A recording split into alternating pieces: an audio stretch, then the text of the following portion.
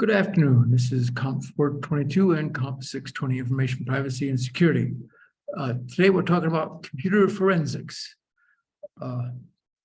Review of the schedule. Yes, you are here. We are talking about computer forensics today. Note that Wednesday there is no class. It's Thanksgiving break. You have Wednesday, Thursday, Friday off, so there'll be no class on Wednesday. There will be a class a week from today. And the topic will be decided shortly. And then there will be a review for the final exam next week on Wednesday. And the final exam is 2 weeks from today on December 5th. Note that end of course evaluations are now available on Blackboard for all of your classes. You should complete them for all of your classes. Be honest and be thorough. Make sure you do this. It is important. Not only does the administration care about it, and they care probably more than they should about it, but it's helpful to the faculty to know, are we doing a good job? What should we do to improve our course? So please make sure you fill them out. I might point out that the graduate students are much more likely to fill out they're much more responsive than the undergraduates. The undergraduates got to step up and start filling this out. You ready to tell us today? Yes, it's underway. Okay, today we're talking about digital forensics. It is covered in section 27.4 of the textbook. It's not very long, only 9 pages in length. Okay, what is computer forensics? There's a definition in the textbook, and this is a definition I think I got from another source. I looked at several different sources, but basically we're going out there and finding out what happened. We're going out there and trying to get the data about an incident, preserving it, identifying it, and keeping track of what happened. And typically it's for some sort of legal evidence. Computer forensics occurs when someone is trying to get information from a computer for prosecution. So you are looking at legal evidence. You have to follow all the rules of legal evidence. But in general, computer forensics is somewhat different than cybersecurity, although both of them require a knowledge of computer science. Cybersecurity, as we've been talking about all semester, is about trying to prevent the problem before it occurs. You're trying to protect your computer system so somebody doesn't attack it or cannot attack it successfully. Computer forensics is after the fact. Somebody has attacked your computer and you're trying to find out what happened and get information about the crime. Although that's not always the situation, because sometimes computer forensics is not about a crime committed to the computer, but a computer used to commit a crime. Okay, now, what does old Dr. Williams know about computer forensics? We will not poll this question. Yes, I've been reading about it. I'm not an expert in computer forensics, but it was a requested topic, so we are going to do it. Computer forensics has been around, it's been in the news. You know, things have happened, things that I've known, things that you've seen that a few years ago. Michael Jackson died, and they prosecuted the doctor that was providing him with drugs because they found information about the amounts of the drug they were giving to Michael Jackson on his computer. Another interesting case, the BTK killer, which is a while ago, was a serial killer. Fellow was killed several people and then was taunting the police, sending letters on a floppy disk. So it was several years ago because people were using floppy disks. There were deleted files on his floppy disk that he didn't know about. And the police were able to look at the deleted files, find out who created the deleted files, and see that it had a name, and eventually traced him down. Also, several years ago, about 10 years or more ago, there was a murderer in Durham. He suffocated his wife and dumped her body in the lake. Well, they searched his computer and found out he'd been looking at maps of lake depth. That kind of was pretty damning evidence. and I think he's still in jail and will be there for the rest of his life. Computers are used in crimes more and more. It's interesting here at Purdue, the students said that about a quarter of all the disciplinary cases involve some sort of computer evidence. Either it's a computer crime or they used evidence from a computer in relationship to the crime. FBI thinks about 50% of all the crimes involved some sort of computer forensics examination. It's a little bit lower in local cases. So there are different ways you can use a computer in a crime. The computer can hold data about the crime. In other words, child pornography. So child pornography being illegal, if the computer has that data, then it's evidence of an illegal activity. Of course, the crime could be the computer could be stolen. Another problem is the computer could hold evidence of a crime, similar to the first item, but here the example is somebody's been keeping track of their illegal activity on their computer, and then when the police get hold of the computer, they have evidence of the illegal activity. And of course, as we've been talking about all semester, the computer can be an instrument of the crime. You can use it for hacking, attacking other systems, or something perhaps not as active, but distributing videos and other copyrighted materials and violating copyright laws through use of your computer. So there are various roles a computer might take in the commission of a crime. It might be a target of the crime, as you might be trying to hack into somebody else's computer to get their homework, to change your grade, or the more traditional getting personal information, trying to hack in, get their social security number, get their financial information, the information you need to do a privacy theft. And of course, then there's also the denial of service attack. The computer can be a tool, it can be what you are using to commit the tool. The example here is maybe you're just using the computer as a word processor and trying to create thing that is plagiarized. Like almost everybody now uses their computer to write their thesis or their dissertation or other papers. Well, it may be great, but it may be that they're illegally copying something. Then the example is, threatening and all the sort of things we've talked about this semester. We use those to attack other users. I also had one thing I found is printing to create counterfeit material. Don't try to print things on your printer that look like money. Printers are actually sensitive to that. And then it may be that the crime doesn't really involve the computer as much, but there's information on the computer. In other words, again, they may use the computer to find out what you've been doing, even though your crime may not have been with a computer, but you might have information on the computer that relates to the police, allowing them to get evidence about you committing the crime. And we use it for many different things. Frequently, it's used for law enforcement. If somebody's broken a law using a computer, then you're going to use computer forensics to get evidence about them committing that crime. Employers will use it to make sure that computers are following policies. And again, if they want to fire somebody, sometimes they'll look on their computer to see if they've been violating the rules.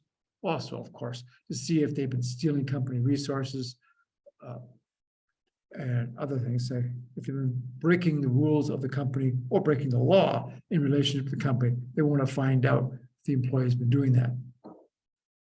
Sometimes forensics is used to recover data in the event of a hardware or software failure. If something breaks, looks like it's really broken, you might want to use forensic tools to get some of the information back. And sometimes it's used in an educational standpoint to understand how does the system work. Looking deep below the covers and seeing what you have out there helps explain how does the system actually operate. Oh, okay. Of course, big use is mentioned to gathering evidence for a crime. If a computer has been used in a crime in the ways you've described, either directly or indirectly, then law enforcement wants to find information about that crime on your computer. And so they have to be careful about all the legal rules for handling evidence. As hinted by the earlier slide, I'm not an expert. I'm certainly not a lawyer. And there are many legal rules and guidelines for evidence. In other words, if somebody collects evidence, you have to follow all sorts of rules, make sure that it's admissible in a court. And you, of course, don't want to screw it up, because if you find some really good evidence, you want to make sure that you can use it in a prosecution. Yes, so you can't mess it up anyway. And there's accidental or intentional. You don't want to make sure. So basically, a computer forensics investigator wants to gather the evidence to show who has committed a crime. Well, first, I guess, to prove that a crime has been committed, and then who done it. And it may be a crime, or as I mentioned, it may be violation of some sort of company policy, and you want to show that this person, in fact, did that. You want to gather evidence that can be used in court. So you have to make sure, of course, that the evidence is properly handled. You need to be able to typically investigate the suspect's computer. So you have to get the suspect's computer. In a criminal prosecution, that would be need a warrant to search their premises and the computer. Corporate problems, actually, corporate violations aren't as difficult, because typically the company owns all the computing equipment. And if they want to look at it, they can look at it. They've got that right. And of course, you want to preserve the evidence, which may be spread across multiple computers, because people have been sending emails around and accessing various servers. Okay, this fellow, Scott Sander, who provided a lot of information I've used for this lecture, has the 3 A's methodology of acquiring evidence. One is you've got to acquire it without altering it or damaging it. We'll talk a little bit more about that. You got to make sure you don't change it. If you grab somebody's computer and you want to get information out of it, you got to make sure that you don't change anything when you get the information. You have to authenticate it. That is, not only do you have to get it, but you have to make sure it's admissible. You have to make sure that you haven't changed it and that it's proven that you haven't changed it. Then you have to analyze the data without modifying it. Typical things you want to do: secure a collection of the computer data. Again, not only do you have to acquire the computer, but then you have to look at it without changing things. You have to identify it. You have to, what do you have out there? What kind of information is available? What can be used as evidence? You have to examine it to make sure, in fact, that it's valid, that it's relevant to the particular case at hand. Has to present it so it makes sense. And you have to make sure that it's applicable to the laws, because there are all sorts of different laws involving computers. We've talked briefly about in the past. You have to make sure that you are following those laws and that the suspect broke those laws. Just because you don't like what they're doing may or may not mean it was legal. So here are some of the steps you take. First of all, you have to identify what are we looking for, what happened.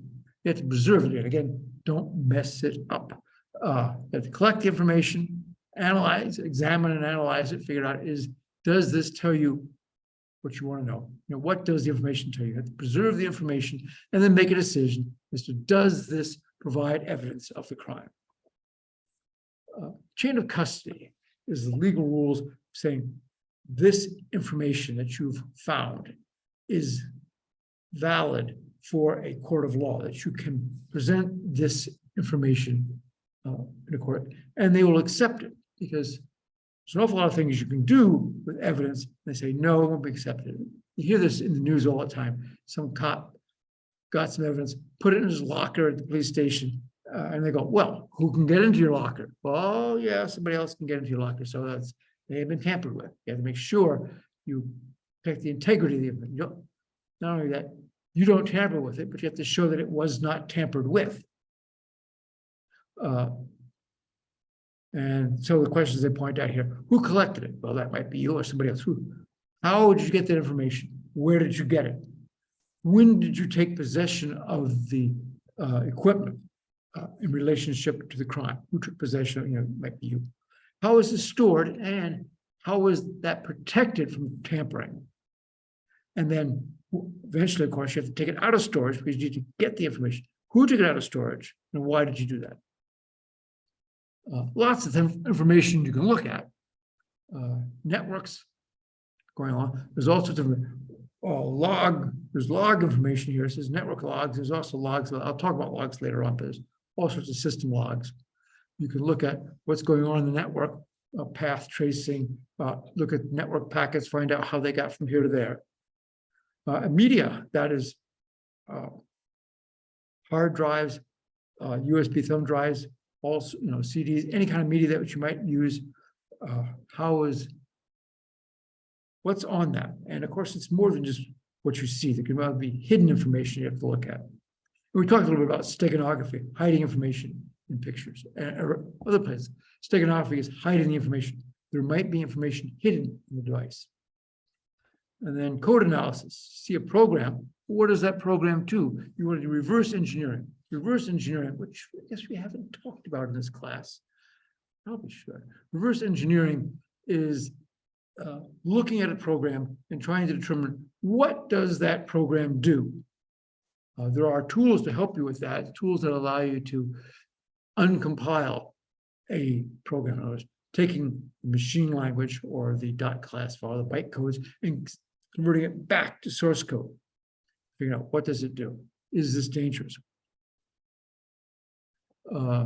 Cassandra has these rules of evidence. First of all, must be admissible. As I mentioned several times before, you got to make sure that you can use the evidence in the court. If you can't use the evidence in the court, and you've been wasting a lot of time acquiring evidence that's kind of pointless. Authentic does it relate to the particular crime that you're doing? Of course, there may be other crimes that you did not know about in the beginning, but you have to make sure that it is authentic data. Make sure that you look all over the way. Don't just try to focus on one thing again. Look at the big picture, look at all the evidence. And of course, it has to be reliable, it has to be authentic, verifiable, and it has to be believable. At some point, a lot of crimes have to go before a jury, and you've got juries of citizens who may very well not understand computers. And so you have to be able to present the information in some way that's easy for the jury to understand and believable by the jury. Which brings me around to my first clicker question of the day. Let's try this one.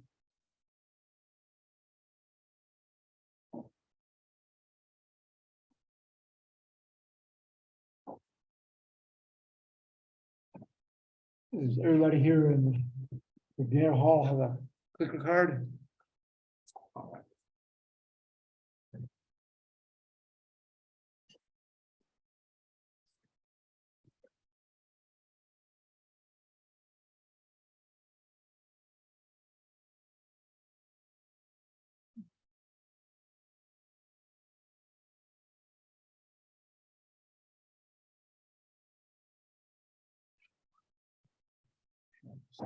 It's going.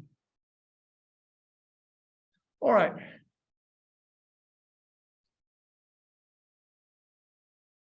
Okay. Okay. Let's see how we're doing online. 81% people. Anybody else online? I want to click. All right. Then we'll close the poll. Share the results. It's relatively, well, no, it's not. It's about 2/3 for true, 1/3 for false. The answer is false. No, almost any time you do anything on a computer, it changes it. If you log in, you will make a whole bunch of changes. A lot of things run when you log in. The reason, why does it take a while for your computer to start up? it's running all sorts of programs. I think my computer right now is running about 70 tasks. If you go into the task manager, you'll see all sorts of things running. Well, they're all programs. They're all programs that started when you start your computer. So all sorts of things are happening. Of course, they also write files. There's almost no way you can start your computer without creating files. So no, the answer is false. You cannot just log in and say, I'll try to be careful and not create any files. Logging in creates all sorts of activity on a computer. Almost everything you do leaves some sort of fingerprint as to what you've been doing. Okay.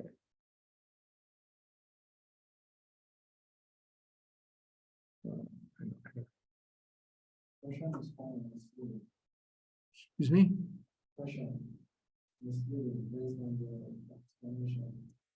Oh, how so?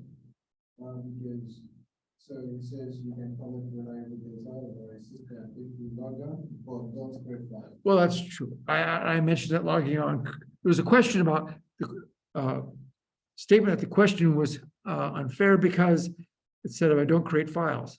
Well, yes, I guess if you don't create files, you'd be okay. But logging in creates files. Yeah, but you're not the one creating the file, but the processes are creating those files. So which means technically you can still retrieve data from the computer if the processes are the one creating the files, but not you. The question is kind of giving the impression like the user is the one not creating the files, not the processes. We'll talk about generally one does not log into a computer in order to go get data for forensics. We'll copy the disk. Think about that thought. The answer is coming up shortly. That's good. That's an interesting question. But we'll talk about it a little bit more. Okay. I got this list of do's and don'ts again from Cassandra. Watch out about corrupting the original data. Logging into the computer would probably corrupt. In other words, if you have a laptop, it's turned off, and you open it up and you log in, they don't have any passwords. And they log in, you think, okay, I haven't done anything. Well, actually, you've done a lot and you have changed the computer a lot. You've tampered with the evidence. So you can't do that. And of course, keep track of what you do. Detailed logs. Comply with the 5 rules of evidence, which I showed in an earlier slide. I like the rule, do not exceed your knowledge. Yes. If you don't know something, stop messing with it until you find out what you're talking about. Follow the policies and rules to obtain permission. In other words, you can't go out and just grab information unless you have authority to do that. In the legal system, of course, if you're going to get somebody's computer, you're probably going to need a warrant to get that. And capture an image as soon as possible, which we'll talk about just shortly. Other items, be prepared to testify. Remember, if this is going to go to court, you are the forensic investigator. They're going to ask you to explain what you've done. Sure your actions are repeatable. That is, if you copy the data, somebody else wants to look, make sure that they will find the same thing that you found. Work fast is important because eventually this data, well, as we talk about volatile data is information that will go away if you turn off your computer. You need to make sure you capture that. And then don't run any programs, don't create any files on affected systems, and document what you do. I want to talk a little bit about creating a disk image. Basically, if you feel that a computer has been used in a crime or you need to get information, you don't use that computer to get the information from the disk. You want to remove the disk from that computer and then using some device, there's an example shown here, that will allow read-only access to it. I used to have one of these in my office when we did some computer forensics a while ago. Well, maybe I do know a little bit about computer forensics, but we had one, and yes, you could pull a disk out of a computer, plug it into this device, flip the big switch that says read-only access, and then you can be assured you will not change the disk because that device has turned off the ability to write this. And then you just copy the whole thing. Typically, you'll want to copy the entire disk onto another computer. Now, there may be information that's not on there. Some things are volatile, registers in memory, all sorts of cache information that's kept in system memory. That's not going to be found on the disk. And then there's also data on the disk, and temporary files, those are the ones that go away when you log out. So there are things you have to do to examine the information on a live computer if you're at the scene. In other words, if the police have kicked in the door and you come in and say, step away from the keyboard, you got to know what to do from that point. And as the Cassandra says, you only have one chance to do it right. I might, at this point, just spend a little bit of time, talk about operating systems, taking the 755 OS class or the undergraduate OS class. They talk about this. But basically, the operating system keeps track of all the blocks on this.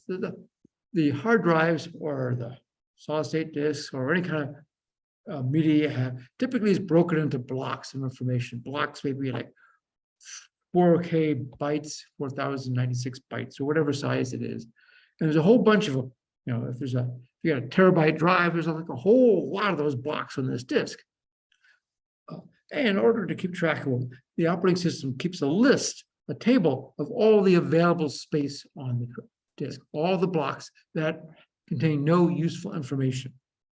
When you create a file, the operating system finds blocks on that list of available ones that aren't being used and uses those to hold the data of the file. Each file contains a list of all the blocks that hold the data of that file. So you've got blocks that are part of the file and blocks that are part of the available list. And when you delete a file, so that's wrong. When you delete a file, the blocks of the file are put back on the available list. Systems in general do not erase the disk. In other words, when you delete a file, it's out there. People have used this to go out and find information about files that were deleted, because when they are deleted, it just takes the file and puts them on the list of available blocks. And so investigators can search the unallocated blocks of the disk and find old information that has been deleted. That works really well with the rotating magnetic disks. For solid state drives, it doesn't work very well or at all. Solid state drives are made out of flash memory, the same thing that your thumb drives are made out of. Basically, the solid state disk in your computer is just a whole bunch of chips, the same kind of chips that you have in a thumb drive. Now, these are flash memory.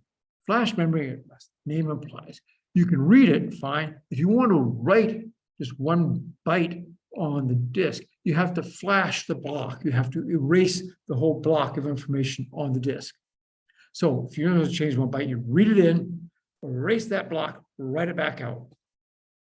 Well, if you do it just like that, then you're writing back to the same place where you originally wrote the data, and you have to flash it.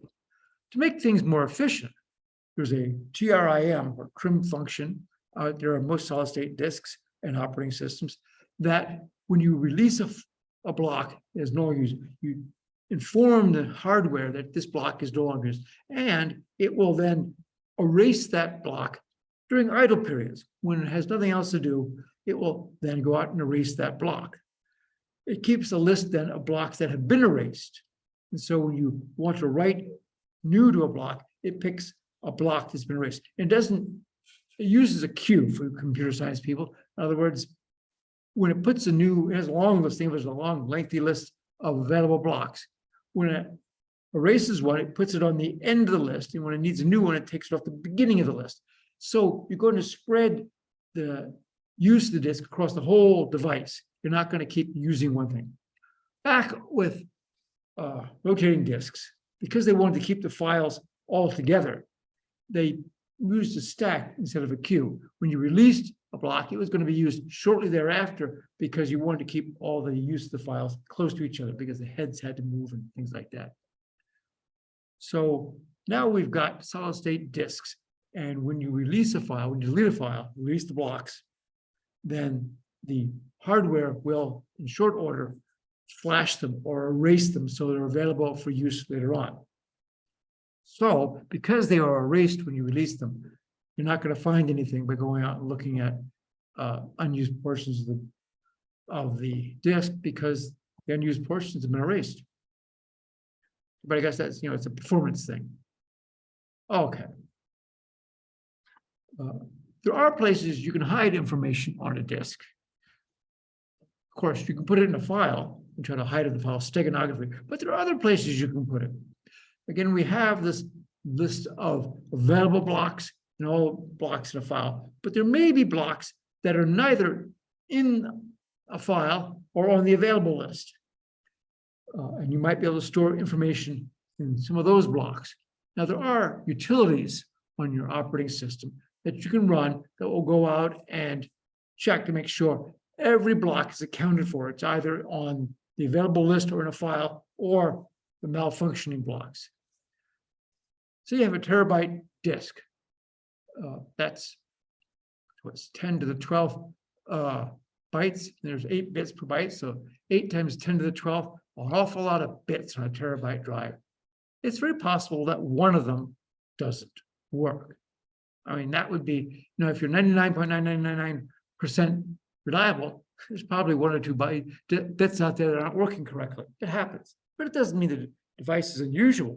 But you've got almost a whole terabyte of usable bytes. Only might have a handful of bytes that don't work. So they take care of this by creating a malfunctioning block list. So you have 3 lists. You have the list of available disks, actually available blocks, the list of blocks that are on files, and the list of blocks that represent bad areas of the disk. So if you locate a bad area of the disk, you can put that. Now, it may be possible, somebody clever enough to put usable blocks on the malfunctioning block list and then store your information on those blocks. Now, you wouldn't want to store information on the malfunctioning blocks because it probably won't work. That's why they're malfunctioning.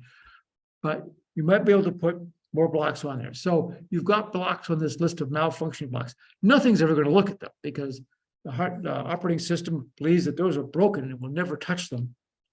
But if you put data there, nobody's going to look at it, so you can go out and read it later on. Nobody will look. So when you go out and you capture a disk that you want to examine, you need to make a duplicate of it. You need to copy the whole disk. You don't want to just copy all the files. You don't want to do like a copy star space, decon, copy letter. You need to copy every single bit because there may be evidence out there that's not in the files. Also, I guess I forgot to mention, you can stick small amounts of data in the metadata. Metadata being when was the file created, device names and stuff like that. You can put small amounts of information out there. Sometimes it only takes a small amount of information. If you have 100 files, you have 100 times a small amount, now you've got some information. So you want to create an accurate copy of the disk and then use that copy. Actually, you want to make a couple copies. Use that copy. Never do anything that might actually overwrite the original. So you'd make a copy and then use the copy to inspect. So you can be sure that you never change that. That, again, is part of maintaining the evidence. And again, this really means make sure that you copy everything. Don't just copy the files, copy every bit on the disk. So you get all the typically new space. And they mentioned, the deleted files, the free space. You have a page file, swap file. These are used by the operating system to swap things and not capture. Those also might be very useful because your page file and your swap file contain information about what was in memory. Things were paged out, and so they'll still be there because it doesn't erase those. Okay. And Cassandra tells us to make 2 copies, not only the original media, but 2 copies. One that you're going to work with and one that you're going to keep as a full copy. So later, after finding things, you can compare what you have in your working device against the control to make sure you haven't changed anything and it is in fact true. You always have the original, but you should then, after you get your copies, lock the original up so nobody else can get it. Therefore, you can validate that that has not been tampered with. And typically, of course, you want to start with another drive. It's nice to have another drive of exact same model and size. Sometimes that's hard to do because they're always making new disk drives, although there are a few standard sizes out there. So if you have a terabyte drive, you may be able to get yourself another terabyte drive of another manufacturer, but if it's exact same size, you can copy bit for bit. Or if you can't do that, get one that's bigger and copy it and make it look like it's smaller. All right, here's another question.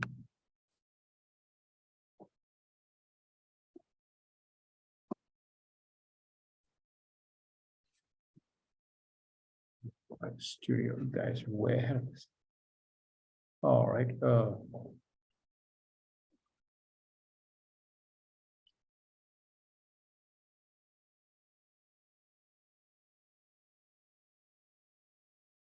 think I got you.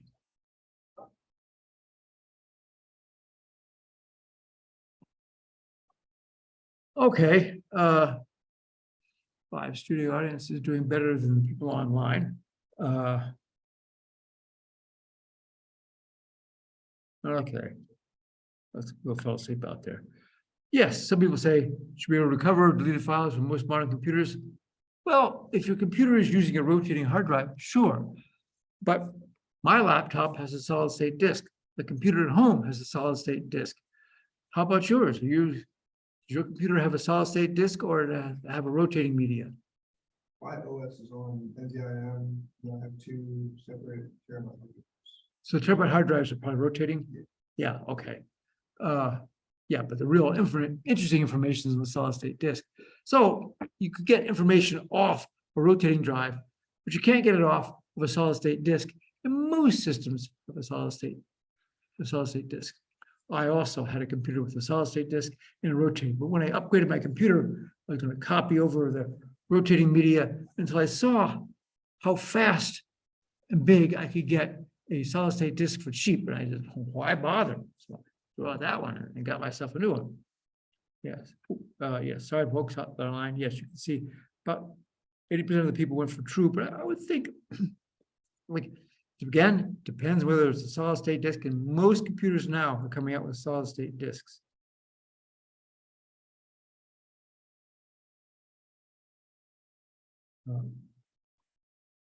Laptops and desktops and servers are not the only computers we need to look at. A lot of things are going on about phones. In fact, phones are probably more interesting for computer forensics because you have them all the time. Graduate students, even undergrads, live with their phones in their hands. I see every person in here has a phone on their desk or in their hand. Yes, we all got phones. And my phone is in my pocket because I'm old and gray. And what do I, oh no, actually it's right here, isn't it? So, but you know, yes. So everybody has phones on. And so you're capturing information. It was interesting. A few years ago, there was a bombing at the Boston Marathon. Somebody blew a bomb and they were asking an investigator, well, what's the chance that somebody took a picture of the suspect? He said, there's 100% chance that they've taken several pictures of the suspect because there were lots of people there with lots and lots of phones taking lots and lots of pictures. Surely somebody has taken a picture, many pictures. So yes, in fact, they did, and they got lots of pictures. So yes, phones keep track of all sorts of information. And the phone companies, of course, keep track of you. The phone companies keep track of all your logs. I mean, you can get your phone bill, detailed phone bill will tell you who you called, when you called them, how long, calls that you, well, phone bill usually talks about phone calls that you sent, but it also knows about phone calls you received. They keep track of that, which would be very interesting in forensic information. Did you call that person? They can find out. Same thing as text messages. They also, of course, keep track of timestamps.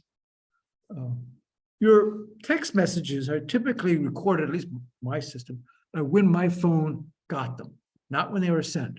So if I turn off my phone, turn it back on hours later, text message will be now. In other words, if, at 10 o'clock at night, I turn off my phone. At 10:01, you send me a text message.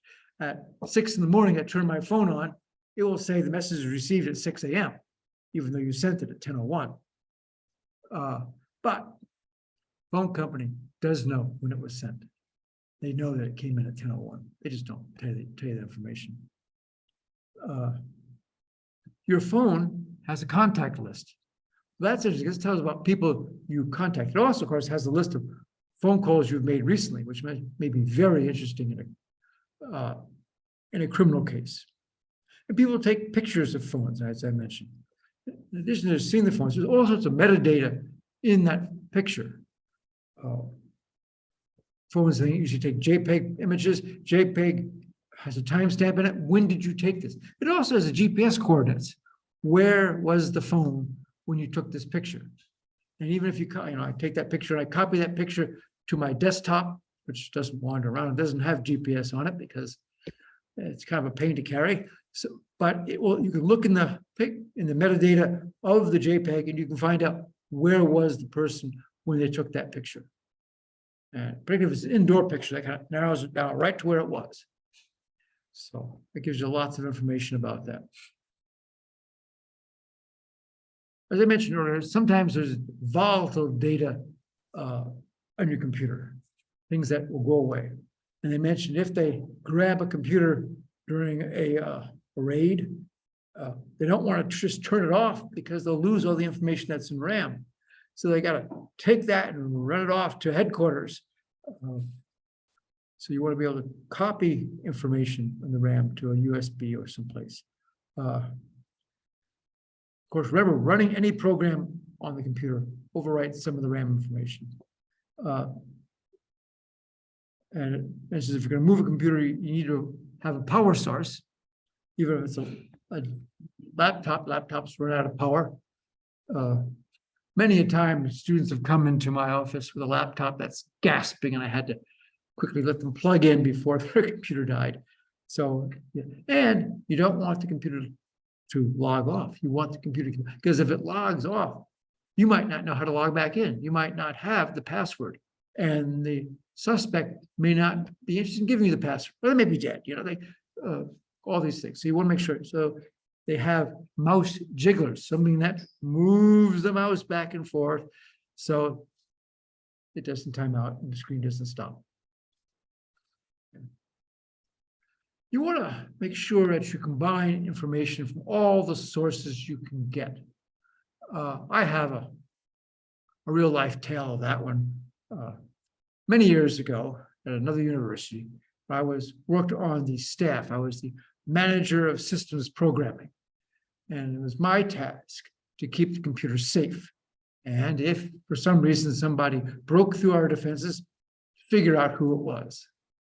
Well, some jerk crashed our mainframe or made things not work. He didn't actually crash it, but he managed to screw up the system libraries, the compilers and all the things that you find. Imagine somebody deleted program files on your Windows system. Well, it might not crash, but a lot of things won't work.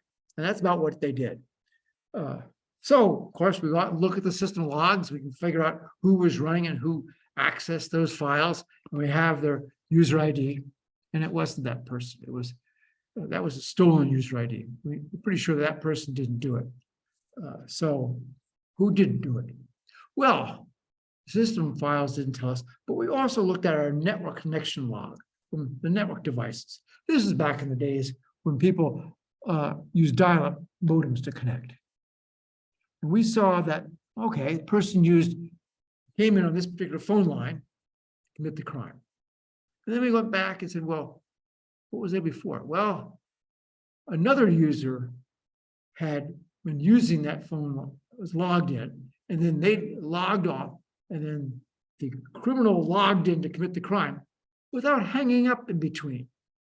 So we knew that it had to be the same person on both user IDs because somebody used it, logged off, logged on with a different user ID, then they committed the crime. So it had to be the same person because otherwise, if it was somebody else, they'd have hung up and come in from someplace else. So we got him. I do remember, took him to the dean of students. The dean of students creates an appointment to meet with them. meet with us. We explained it. I asked the student, did you really do it? He said, well, yes. He said, well, okay. The secretary out there will help you withdraw from the university. And that was it. So he was gone. Wasn't particularly happy about it. I didn't know that was going to happen, but yeah, it ticked me off. There are logs out there. The operating system records all sorts of information about the logs. Suppose this time I'm not going to do it. There's an event viewer on the Windows system. There's also similar systems on a Mac and on a Linux systems that go out and look at the system logs. There's all sorts of information out there, and you usually can configure the level of information that you want to log. You can tell it to log practically everything that happens, which in many cases may be very useful, or you can just log the major stuff. And those logs can be very valuable in finding out what was going on in that computer. Windows logs, Windows 11 or Windows almost anything, has 5 different log types, some of which are really useful for systems, but not very interesting for forensics. An error is something definitely was broken, something is not working right. Warning is, doesn't look good. A warning might be system or disk is filling up. It's not full, but it's filling up. That'd be a problem. Information, all sorts of information records out the log. This happened, that happened. We started this task. This task successfully completed. And then there's the success and failure audits. It said, we did this security thing and it worked, or we did the security thing and it didn't work. A good example would be logging in. Somebody logs into your computer, enters proper user ID and password, and that would be a success record. They would hear in the audit that you logged in. If you tried to log in and it didn't work, then that would be a failure audit. It usually keeps track of the information that you submitted and records it as a failure audit so that you know this didn't work. So you can go and say, oh, look, there are all sorts of failures up to this point, and then somebody logged in. There are tools that people can use to try to hide information from forensics investigations. All sorts of things that can vary the data. You can edit the logs. We have the system logs. Now, the ability to edit a log depends on your level of use. Almost everybody these days works on a laptop and they're running as an administrator. They can do almost anything.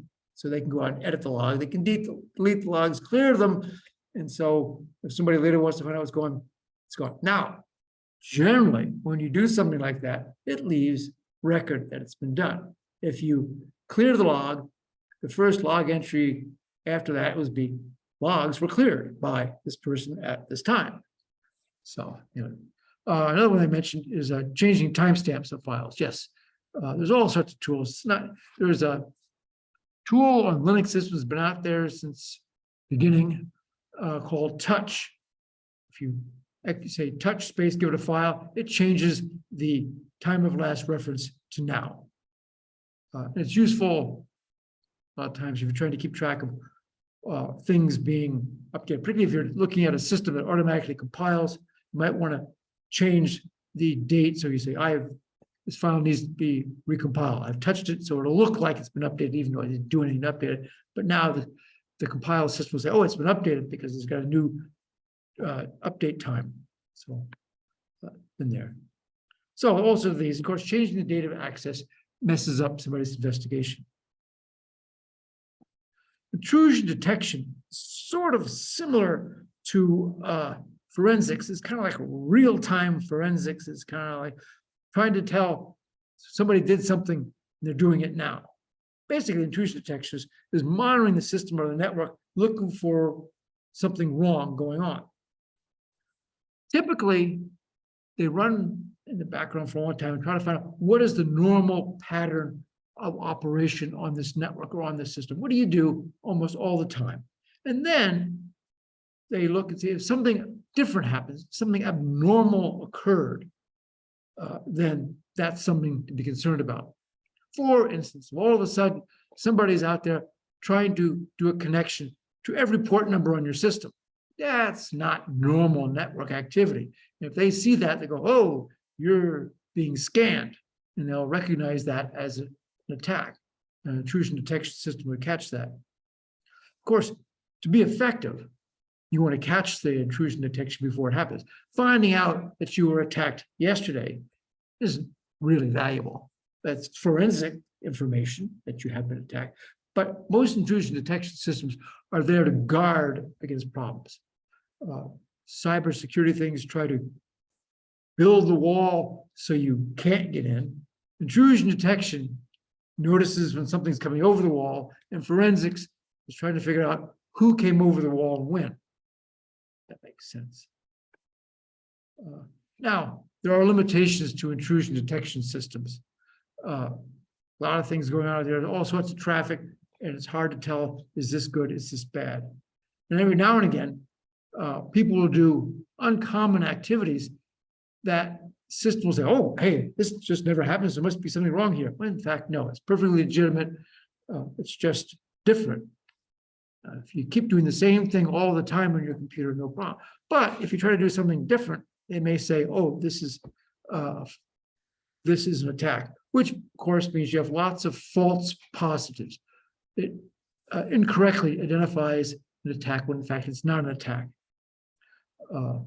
Or a real attack may not generate much traffic.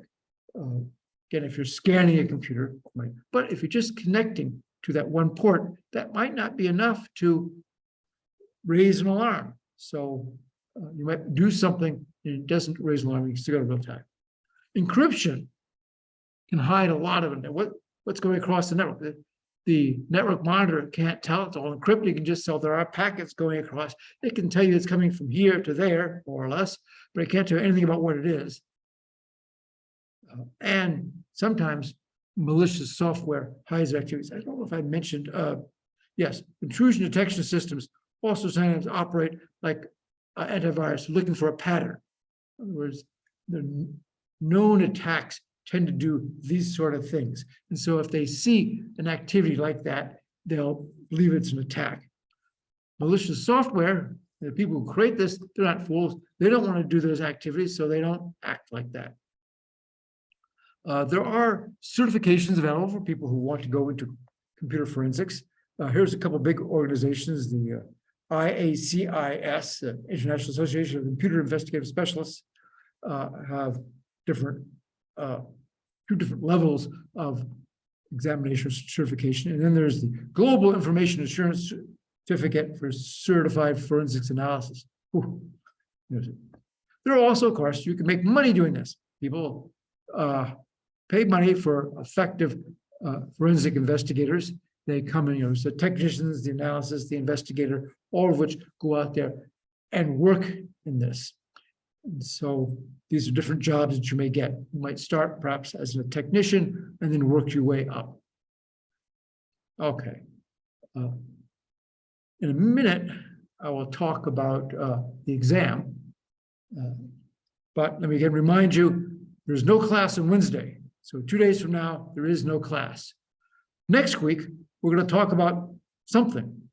What is that something going to be? Well, I asked people to email me. Several people sent me suggestions, and I went through the suggestions, took out duplicates, looked at the ones. Some people suggested things I thought I already did. Some people suggested things that I don't think I'm going to do. And some of them had there were several really good suggestions. So here is a list. So let's ask you, what do you want to be the next topic? So please give me your suggestions as to what the next topic ought to be. Pen testing, by the way, has nothing to do with your pens. It's penetration testing. Okay. Yes, penetration testing is trying to hack into somebody's system to see if you can get there. We kind of did that a little bit. We did break into some systems where you didn't know the password, so that's sort of pen testing. At least if you didn't know whether you could break in, breaking in shows that you can. Okay, so folks out there on the network, please make sure you give me your opinions, and then let's do it here. Oh, you got a card? You got an opinion? Don't care? I mean, you can also not care. I mean, that's okay. All right, well, pen testing is out. Okay. Cloud security and cybersecurity analysis tools were pretty even. We got about 50-50 each one. So I will take out my coin, flip it, and see what I do, or try to slip both of them in there for next week. I can probably do both of them, assuming I can do either one of them. But it gives me the whole Thanksgiving to read all I can and figure out some slides. Okay. A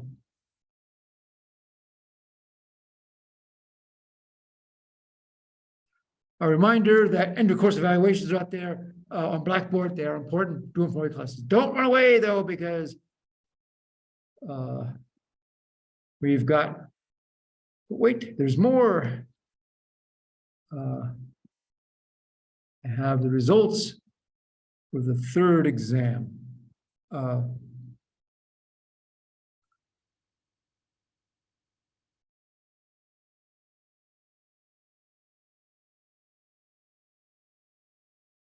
Okay, Blackboard has the results of your exams out there.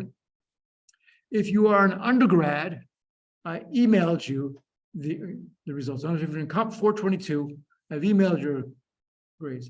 I just ran out of time and didn't get them for the graduates. Here are, but never fear, here are the results of exam 3. Look at that. I made the exam too easy. Well, I won't do that again. So, yeah, as you can see, there's 39 A's, A minus. There were 2 F's. I mean, there were a couple people who couldn't do it, and there are, C's and B's, but a whole bunch of A's. Mind you of the grading scale for the class, you can go down to 87 for an A, 80 down to 85 for an A minus, and so forth. If you're a graduate student, regardless of which class you are in, you cannot get a C minus, D plus, or D, which happens to be really convenient because you notice there are no C minus, D pluses, or Ds. Hey, you don't have to worry about that. People didn't get those. Thank you very much. Again, I broke it out by classes, the certificate, masters, and undergrads. As you probably saw, the graduate students, the 620 students had a different exam than the 422 students. There were common questions among them, but the 422 students had to write a program, and that hurt. Some of them weren't as good as writing programs as I had hoped. They lost a few points there. So that's what, so this, interesting enough, the certificate students and the master's students, the median score, that's the halfway, you got the mean, the mode, and the median. The mean is just the average. The certificate students is actually a bit better. The median is exactly the same for master's and certificate students. Certificate students actually did the best on this exam. Master's students, well, the master's students, also, you might notice the quartile goes all the way up to 100, a lot of hundreds. There were a couple bad.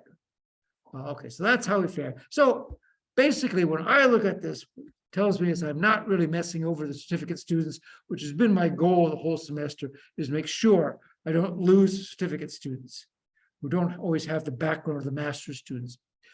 This exam kind of hurt the undergrads a little bit, but we'll talk about that. One of the questions on the exam was an opinion. My TA wanted to see the opinions of students. It's interesting, I think you remember this, it talked about tracking an employee. And did you think that the company was acting ethically? I don't remember the exact wording of it. We worked hard in the exact wording to get the answers we wanted. But about 41 of the students took the exam, and you might notice that there were 62 students taking the exam, which meant 62 exams a TA and I had to grade. We split them up. I grade some questions, he grades other questions, but each one of us had to grade 62 exams. And not to mention all the programs. But 41 of the students, most of them said that employee tracking is acceptable. 10 students said no, and then there was mixed, but most of these ones, student had a pretty clear idea of when, where the employer was acting ethically and where they were not. Okay.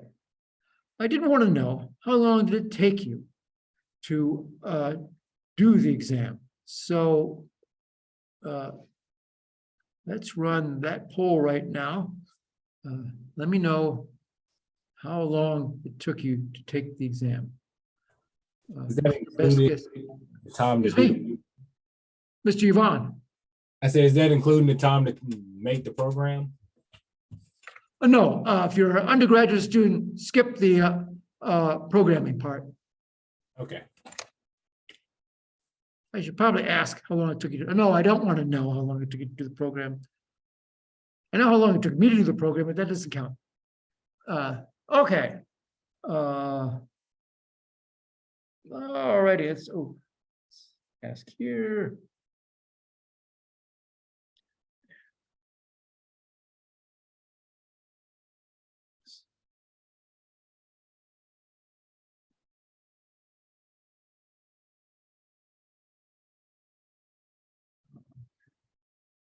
All right. Well, okay, I wasn't as evil as I was afraid I might be. We've got 7 students said it took under 2 hours. Oh, another 29% said it took 2 to 3 hours. And then some students did 3 to 5 hours. And we have one poor soul who worked more than 5 hours on it. I apologize. I did not intend for you to require more than 5 hours. I was hoping under 2 hours, and I get about 30 students. But if it took like 3 hours, it didn't feel too bad. That accounts for about 2/3 of the students who did it in under 3 hours. And I apologize if it took you longer. It was not my goal to make it so hard. But on the other hand, you got lots of stuff to ask. Okay. Interesting things I saw. A lot of people, they told me, keeping your system secure, they said, well, stop all pop-up messages or all pop-up windows. I'm not really sure what danger pop-up windows presents. Okay, if you got malware running in a browser, you got malware running on your machine, you have Windows pop-up messages and you have browser pop-up windows, it's kind of separate. But real malware doesn't reveal that it's there. It's not going to pop up a window and tell you it's there. It's going to operate differently. Some people have the mistaken belief that they have to press a button to make these things happen. That is not the case. No, if it could pop up if you get the message to pop up, it's got the full capabilities to have done something nasty instead of popping up the message. So there is no reason to think that the pop-up itself is dangerous. Now, there are pop-ups for annoying ads. Sometimes some systems will pop up messages, eat at Joe's or shop at acme.com, and those can be really annoying. But that's a slightly different issue. But as far as malware attacks, pop-up windows themselves is not the danger. So preventing pop-up windows doesn't really protect you. I did not take off for that. If somebody said pop-up windows, just let it go. But I might point out that's not really an issue. The programs, yes, there's Comp 422. By the way, for those who didn't do the programs, the graduate students, the students had to write some malware. The malware had to do a couple things. For 40 points, of course, the 50-point problem, have to take exam. 40 points, you could send your user ID up to the evil system, www.ncat.edu. Just go there, user ID equals, and put your user ID. Real user ID, or you lose 2 points, you just put a constant. Almost everybody can figure out how to get the user ID. That was encouraging. Or another part was to copy the program someplace else. That turned out to be much harder than I thought. If you do both of them, you got 45 points. So there were the 2 items again, send your user ID to the server or copy the program, basically be a worm or sending what I thought of as personal information. Your user ID is not very personal, but send your personal information to another system. Okay. To copy it, people did all sorts of things. What I was looking for is just copy my program.exe to /temp. You could just create a system command. There's ways to execute a system, a command line command from almost all your popular languages. Python, C++, and Java can all do it. And just do that copy. only a couple of the students did. Some of them made it much more difficult. Somebody tried to do a Ken Thompson self-replicating program. That was what I was talking about. Interesting attempt. By the way, some of you I've seen before. Some of you were in my Comp 163 class a few years ago. That's a freshman programming class, for those of you who don't know. And you were there and I helped teach you how to program. That was the first programming class. And if you remember way back, I required that you put your name as a comment in the program. Now, comments are good. Almost none of the programs had comments. Some had a few months, almost nobody put their name in their program. This is a requirement 160, not because I'm mean and cruel. You should always put your name in the program so people know where it came from. Yes, at work, you're doing yourself, put the name in your program, because if it's a wonderful program, you want people to know that you did it. If the problem has problems, people want to know, who do I talk to about this thing? Put your name in the program. If you don't put any other comments, at least put your name in the program. Oh, but all the other comments would be really useful. Comments are really useful. Okay, 2 weeks from today is the final exam in this class. Same format as the other exams, opens up on Blackboard at 6 a.m. in the morning and closes at midnight. I note that almost nobody does it at 6 a.m. Nobody hardly does anything until about 10 a.m. Not your students, You're talking to an old fart that gets up at 4:44 in the morning. So at 6 o'clock, I'm almost done. The exam will be cumulative. Again, next week, Wednesday, we'll do a review. Some people will be exempt from the final exam. I'll be sending out emails to you to tell you whether you are or are not. Again, I don't have the graduate student email summary put together. It's not close. Oh, yes. And I've been busy reading those research papers. Remember the research papers from long ago? Yes, I've been reading them. I've been running out of time, but I've been reading those suckers. Some of them were very nice. Some of them were not so very nice. Aside from the usual, spelling errors and grammatical challenges, some people did not make the argument. It was supposed to be your opinion. Tell me this. And some people just gave me a book report. I, went out and looked up all these things, and here it is. They didn't make an argument one way or the other, and you lost some points if you didn't do that. You couldn't at least try to convince me of one stand or the other. You lost some points. But I should be able to get that together today or tomorrow and mail it out to everybody. And I will be sending an update to the undergrads.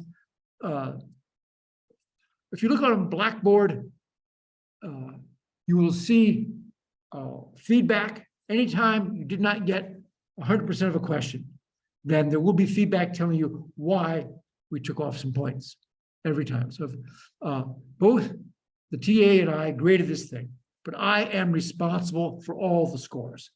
I can't blame the TA. I'm responsible for it. So if there's a mistake, and there could be mistakes, some students already pointed out the potential for mistakes in the exam. I will be reviewing that and making adjustments as necessary. So if you think I gave you too many points, do let me know and we'll make adjustments. Okay. Again, the finals community is going to talk about everything. There is one more assignment. Nobody, it's the last week of class. Who the blazes likes to do another assignment in the last week of class? I don't want to do that. But I find I do this assignment frequently. I think some of you are shaking your heads. Yes, you heard this before. I do this a lot because it makes you think about all the material in the semester. I'd like you to write 4 final exam questions. I want good questions. Good questions will get good grades. Not so good questions will get not so good grades. Okay, how do you know a good question when you see one? If anybody knows about Bloom's taxonomy is this teaching thing. And at the bottom, it has basically memorization. Do you remember what I told you? I don't do that. This is a graduate class, or at least a senior level class. That's for high school students. That's actually for grammar school students. But high schools, unfortunately, do a lot of it. We're not going to do it here. You might have noticed on your exams, I don't do true and false questions. I do true and false multiple choice on the clickers because that's all I have. And then I have on the exams, I don't ask those kind of questions. I ask you to try to use the information you have. Given the situation, how do you do this? So don't tell me, don't have questions. Yes, if you submit a true and false question or a multiple choice question or a matching question, you're not going to get a good score. I can tell you here. Of course, good questions are not trivial, nor are they nearly impossible to do. You have to pick, there's a fine line between impossible and trivial. You have to pick a question right in there. This is not as easy as it looks. You think, oh, right, 4 questions, just go back. Oh, by the way, you cannot give me questions from the exam. Yeah, it had to be a unique question. No, you can't give me my questions. You can't go back and look at, exam 1, exam 2, exam 3, take the first question off there, put it on there, and take another one and get 4. No, that doesn't count. You have to have 4 of your questions. And they have to be unique. If you come up with a question and Sally comes up with the exact same question, I'm going to be suspicious. And you both may not get full credit for that question. It has to be unique. And it's due by Tuesday next week, midnight, 4 the clock times 12 on Tuesday, you must submit your questions. Okay, any questions about this assignment? It's easy. It gives you, it counts as the other ones. And by the way, that's unfortunately, I did not have as many assignments in this class. I should have been cruel. I intended to be cruel and have you do assignments while you were writing the paper, but I gave you a lot of time to write paper. I didn't do another assignment. I intended to. Some people kind of grumbled about that. I should have been mean. I know how to be mean. I should have done it. But anyway, yeah, so there's not as many assignments as I'd like.